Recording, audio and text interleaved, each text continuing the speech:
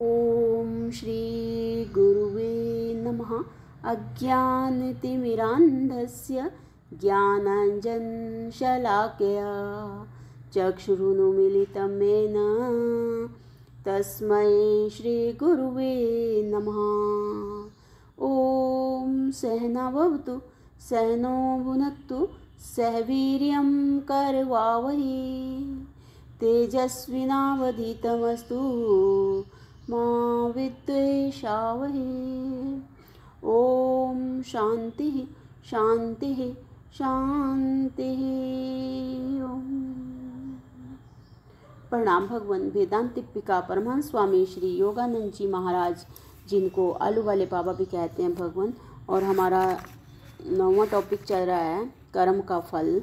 और इसमें जिज्ञासु का प्रश्न है कि पूर्व जन्म में किए हुए कर्मों का फल इस जन्म में भोगा जाता है। पाप कर्म का फल दुख भोग होता है।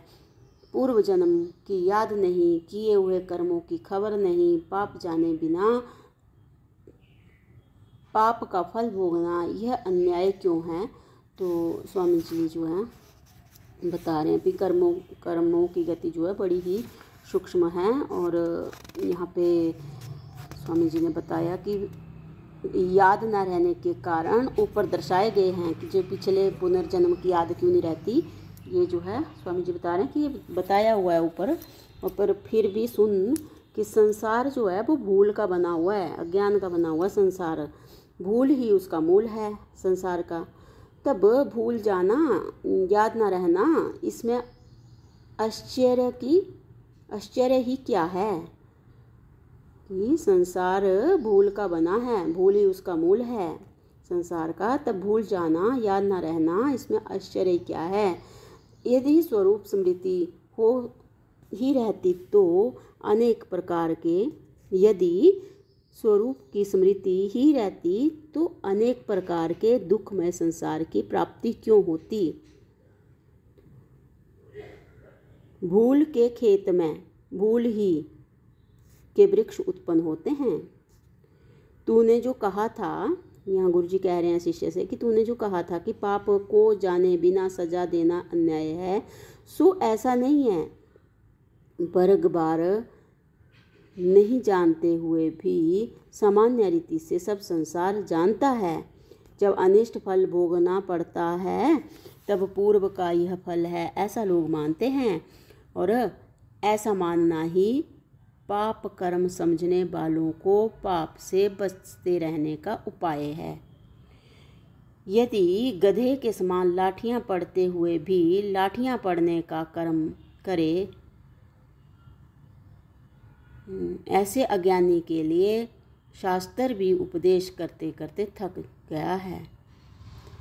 स्वामी जी कह रहे हैं कि गधे के समान लाठियां पड़ते हुए भी लाठियां पड़ने का ही कर्म करे तो ऐसे अज्ञानी के लिए शास्त्र भी उपदेश करते करते थक गया है। भले और बुरे का अनुभव पृथक पृथक भाव से बुद्धि को याद नहीं रहता तो भी शुद्ध बुद्धि यानी कि कॉन्शियस कार्य करने में जता देती है कि पता चल जाता है कि ये ठीक कर रहे हैं, ये गलत कर रहे हैं। तो स्वामी जी कह रहे हैं कि जब कभी कभी याद नहीं रहती भाई भले और बुरे का अनुभव, तो पृथक पृथक भाव से बुद्धि को याद नहीं रहता तो भी शुद्ध बुद्धि जो है कॉन्शियसनेस वो कार्य करने में जता देती है। बुद्धि का यह जता देना पूर्व का सूक्ष्म प्रभाव है। बुद्धि बदल जाने के कारण एक शरीर होते हुए भी याद नहीं रहती। इसका एक दृष्टांत सुनिए।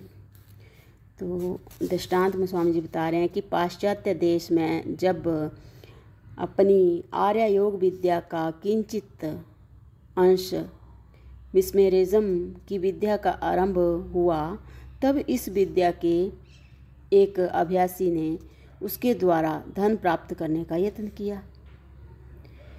वह युवा था।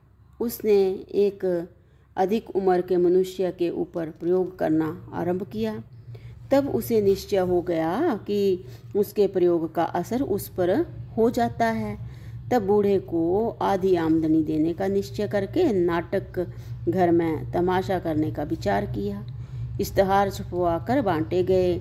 नवीन आश्चर्यजनक तमाशा देखने को लोगों की बहुत भीड़ हुई और नाटक घर तमाशा देखने वालों से भर गया। जवान मनुष्य ने अपने मन अर्थात चैतन्य संयुक्त बुद्धि का बूढ़े में प्रवेश करना आरंभ किया। बूढ़ा भी धन प्राप्त करने के आनंद में था। उसने भी अपना मन जवान मनुष्य के मन से मिलाने का यत्न किया। थोड़ी देर पश्चात तमाशे का प्रयोग तो रखा ही रहा, एक और ही तमाशा हो गया।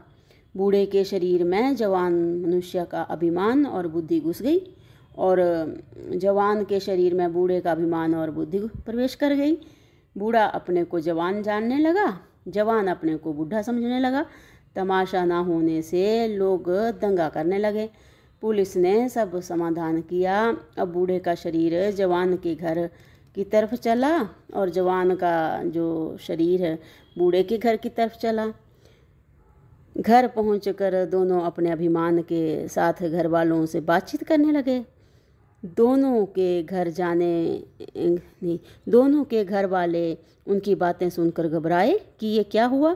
तो जवान के कुटुंबी उसके शरीर को अपने यहाँ लाने का यत्न करने लगे। जवान के कुटुंबी उसके शरीर को अपने यहाँ लाने का प्रयत्न करने लगे और बूढ़े के कुटुंबी उसे घर लाने का यत्न करने लगे और वह भाग भाग कर जवान के घर पहुंच जाए। इस प्रकार बहुत देर तक होता रहा। इस तरह से तो किसी की समझ में ना आवे कि यह क्या बात है। तो इस विद्या का एक मर्मज्ञ था। कई दिन पीछे जब उसे यह समाचार मिला तो उसने सब बात जानकर दोनों को शांत किया। दूसरे में प्रत्येक का चित्त ठहराकर अपने अपने शरीरों में बुद्धियों को प्रवेश करा के दोनों को सावधान किया। दूसरे में प्रत्येक का चित्त ठहराकर अपने अपने शरीरों में बुद्धियों को प्रवेश करा के दोनों को समाधान किया। तमाशा करने के समय जो अदल बदल हो गए थे अब ठीक हुए, अर्थात बूढ़े के शरीर में बूढ़े की बुद्धि और अभिमान आ गया। इसी प्रकार जवान के शरीर में जवान की बुद्धि और अभिमान आ गया। एक शरीर के होते हुए भी बुद्धि बदल जाने से शरीर की कुछ स्मृति नहीं रही, परंतु बुद्धि दृढ़ हुए शरीर का ही भाव रहा। जब बुद्धि मात्र बदलने में यह हाल है, जहाँ शरीर और बुद्धि दोनों बदल जाएं, वहाँ पूर्व जन्म की याद किस प्रकार रहे। तो स्वामी जी आगे बता रहे हैं कि विशेष यत्न किए बिना याद नहीं रहती। विशेष यत्न किए बिना याद नहीं रहती। शास्त्र में सूक्ष्म भाव से इतना ही लिखा है कि जगत की हवा की वैष्णव वायु लगने से पूर्व की स्मृति चली जाती है। ऐसा होते हुए बुद्धि का पूर्व कर्मों के साथ सूक्ष्म संस्कार है, सामान्य ज्ञान है, इसलिए पाप का फल भोगना अन्याय नहीं है। तो आगे स्वामी जी बता रहे हैं कि जो आधुनिक जीववाद वाले पूर्व जन्म को नहीं मानते, तो भगवान इसको जो है वो अगले सत्संग से कंटिन्यू करते हैं। प्रणाम भगवान। ओम शांति ही शांति ही शांति ही। ओम।